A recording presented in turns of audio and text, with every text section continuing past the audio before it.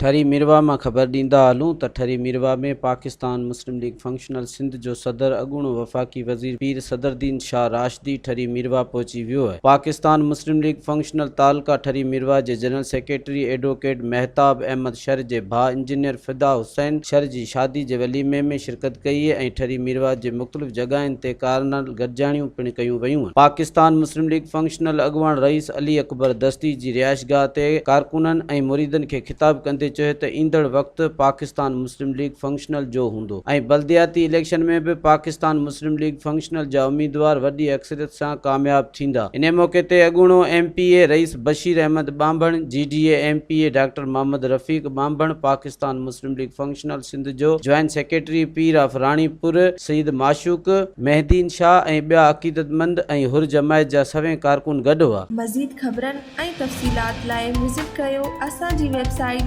www.awamiNewsHD.com ऐं ॾिसंदा रहो अवामी न्यूज़ HD।